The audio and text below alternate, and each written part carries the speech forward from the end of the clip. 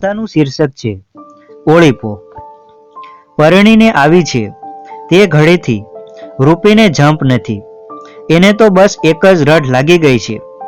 બાપાદર ગામના આઘા આઘા ઓરિયામાંથી જ્યારે રૂપી ધોળી માટીના થર ખોદી રહી હોય છે ત્યારે એને ભાન નથી રહેતું કે ઓરિયાની ભેખડમાં પોતે કેટલી ઊંડી ઊંડી ચાલી જાય છે। વટે માર્ગું જોતા જોતા ચેતવતા જાય છે, રૂપી ભેખડ પડશે ને તુને દાટી દેશે હો બેટા। પણ રૂપી તો મેરની દીકરી, એને તો એના ઘર ખોરડા આભલા જેવા ઉજળા કરવા છે, ઓરડામાં કમાનો વાળવી છે, દાણા ભરવાની મોટી મોટી કોઠીઓ ઘડીને તેના ઉપર નકશી કરવી છે, ગોખલા કંડારવા છે, ભીત ઉપર ચિત્રામણ આલેખવા છે।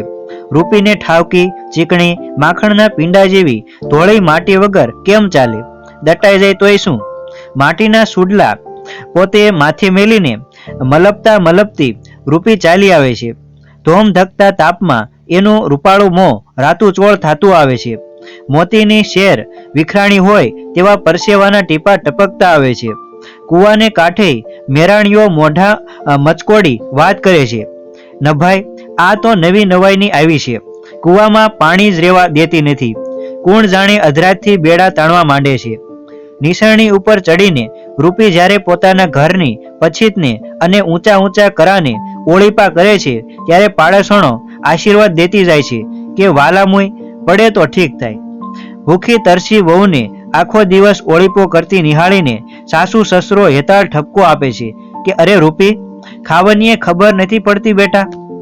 એને માથે ચારે છેડે છૂટું ઓઢણું ઢળકે છે, એના ઘઉં વર્ણા ગાલ ઉપર ગોર માટીના છાંટા છટાઈ ગયા છે, એના દેહના દાગીના ધૂળમાં રોળાણા છે, શરણાઈશી એના હાથની કળાઈઓ કોણી સુધી ગારામાં ગરકાવ છે, તોય રૂપીના રૂપમાં કાંઈ અસ્તા રહેતા નથી। રૂપીનો વર નથુ રોટલો ખાવા આવે છે, એકલા બેસીને ખાવું એને ભાવતું નથી। રૂપી નથુ બહાર નીકળીને એને સાથ કરે છે, રૂપી આવડી બધી કહેવાની અધીરાઈ આવી છે, ઘર શણગારવાની કાંઈ મરી બરી તો જવાની નથી ને? લે જોતો ભાઈ, નથુ કેવી વાણી કાઢી રહ્યો છે, મેરની દીકરી ખોરડું ન શણગારે ત્યારે એનો જન્મારો કાઉ ખપનો નથુ? હે ભગવાન, આ મેરની દીકરી તો નવી નવાઈની, કવરાવ્યો મને, ભગવાન કરે ને નિસરણી લસરી જાય। એટલું કહીને નથુ હસે છે, તો પીટિયા તારે જ મારી ચાકરી કરવી પડશે, સાજી થાવ તોય તારા ખોળામાંથી ઉઠું જ નહીં ને, ખોટી ખોટી માંદી પડીને સૂતી જ રહું। રૂપી અને એનો વર નથુ ખોરડાની પછીતે ઊભા ઊભા આવી મીઠડી વાતો કરીને અંતર ભરી લેતા અને પેટ ભરવાની વાતો ભૂલી જતા હતા। ઈશ્વરે પોતાની વહુને થોડા સમયમાં ઘરની આવી મમતા લગાડી દીધેલી દેખીને નથુડો પોતાની અંતરમાં સ્વર્ગનું સુખ અનુભવી રહ્યો છે। નિસરણીની ટોચે ઊભીને કરો લીપતી સ્ત્રી જાણે આભની અટારીમાં ઊભેલી અપ્સરા હોય એવું એને લાગ્યા કરતું। ગોરમટીના છાટણામાં ભીંજાયેલી એ જુવાન મેરાણી નથુને મન તો કોઈ નવલખા રત્નને મઢેલી પ્રતિમા જેવી દેખાડી। એના હૈયામાંથી ઉદ્ગાર નીકળી જતો કે ઓહો, બાપોદર ગામના જુવાનિયામાં મારા સરખો સુખી મેર બીજો કોઈ ન મળે। એમ કરતા કરતા અષાઢ ઉતરીને શ્રાવણ બેઠો, જોત જોતામાં તો બાપોદર ગામ હરિયાળી કુંજ જેવું બની ગયું। નદી અને નહેરા છલોછલ હાલ્યા જાય છે, ધરતીના ઢોર ઢાખર અને પંખીડા હરખમાં હિલોળા મારે છે ને રૂપિયે વાર તહેવાર રહેવા માંડી છે।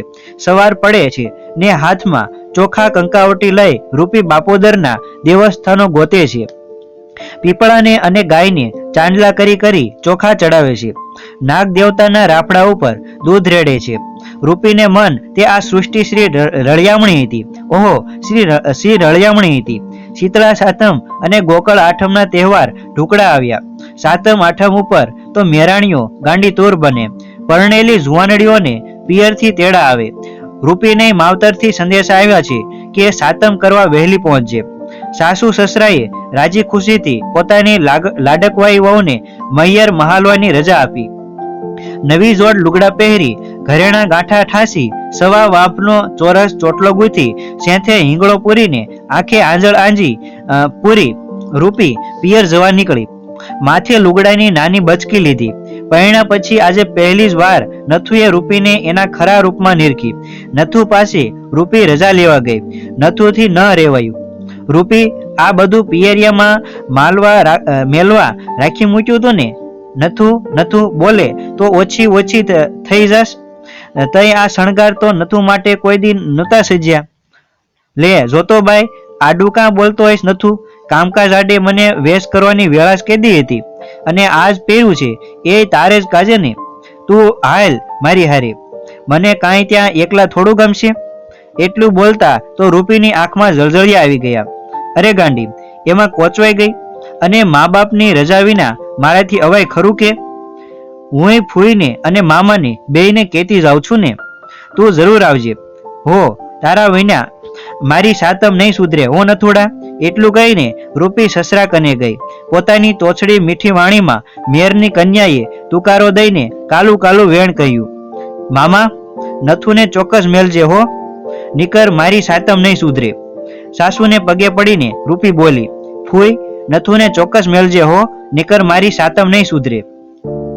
માડી, મેલશું તો ખરા, પણ તારા માવતરનું સાચે ખોટું તેડું તો જોવે ને. બુઢી સાસુએ જવાબ દીધો. અરે ફૂઈ, એનો ધોખો તું કરીશ નહીં. હું ત્યાં પહોંચ્યા ભેરી જ તેડું મોકલાવીશ ને. એમ કહીને રૂપી બચકું ઉપાડીને બહાર નીકળી.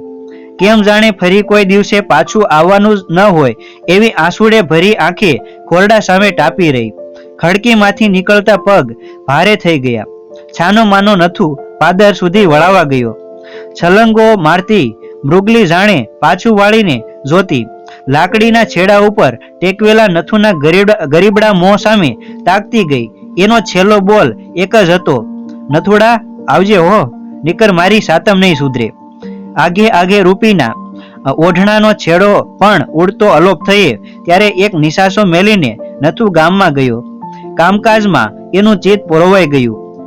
એક માડી દીકરીને પીટિયાઓએ કામ કરાવીને અધમુઈ કરી નાખી.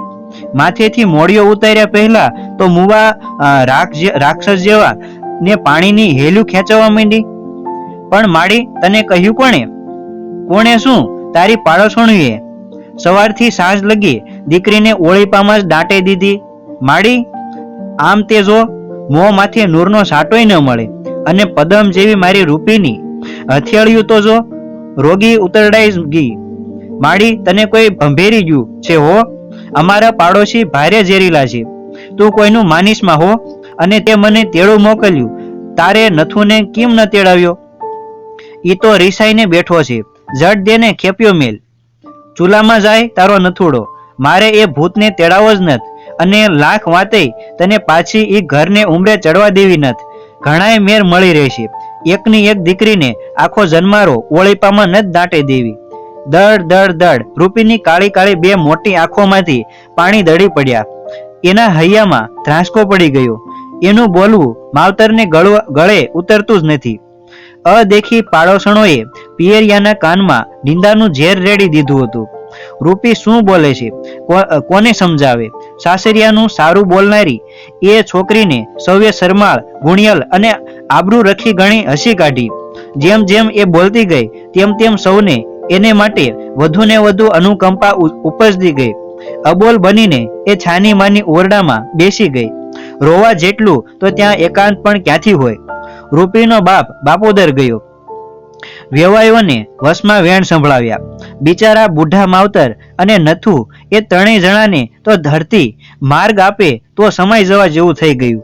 ત્રણેયને એમ લાગ્યું કે રૂપીએ માવતરની આગળ પોતાનું દુઃખ ગાયું છે.